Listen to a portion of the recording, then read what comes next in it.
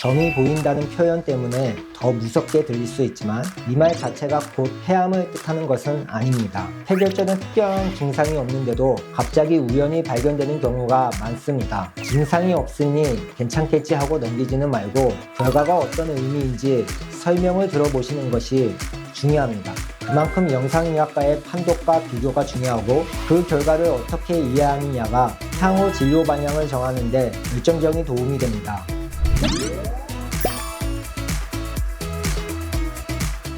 안녕하세요. NK 세종병원 영상의학과 전문의 양환직입니다. 건강검진을 하면서 CT를 찍었는데 폐에 작은 점이 보인다는 설명을 들으면 덜컥 겁부터 나실 수 있습니다. 오늘은 많은 분들이 궁금해하시는 폐결절의 의미와 추적 관찰이 필요한 이유를 쉽게 풀어드리겠습니다.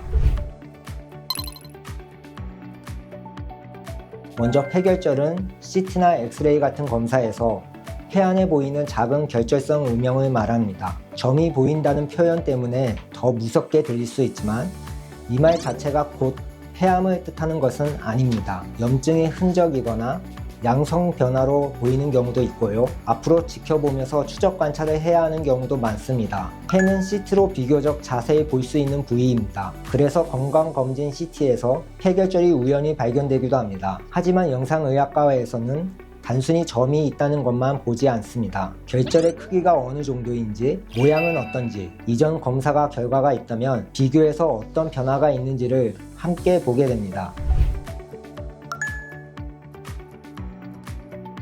결과지를 보실 때도 폐결절이라는 말만 보고 겁부터 내시기보다 어떤 내용을 함께 확인해야 하는지를 보시는 것이 중요합니다. 특히 결절의 크기와 모양, 이전 검사와의 비교가 필요한지, 추적 CT가 필요한지까지 함께 확인해 보시는 것이 좋습니다. 폐결절은 특별한 증상이 없는데도 갑자기 우연히 발견되는 경우가 많습니다. 증상이 없으니 괜찮겠지 하고 넘기지는 말고 큰일이라고 미리 겁먹지도 마시고요.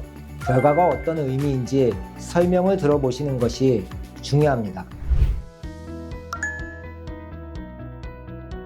모든 폐결절이 바로 수술로 이어지는 것은 아닙니다. 오히려 결정의 크기와 모양, 변화 여부를 보고 일정 기간 뒤 추적 CT를 하며 경과를 살펴보는 경우가 더 많습니다. 폐결절을 추적할 때는 시간의 흐름에 따라 어떻게 달라지는지를 보는 것도 중요합니다. 크기나 모양의 변화가 없는지, 이전 검사와 비교했을 때 차이가 있는지를 함께 보면 결절의 의미를 해석하는 데 도움이 됩니다. 그래서 추적 관찰이라는 표현이 결과지에 들어가는 경우가 많습니다. 앞서도 설명드렸지만 중요한 건 결과지만 받고 끝나는 것이 아니라 지금 내 폐결절이 어떤 의미인지 설명을 듣는 일입니다. 추적 CT가 필요한지, 추가 검사가 필요한지, 어느 진료과와 연결되는지까지 함께 확인해 보시는 것이 좋습니다.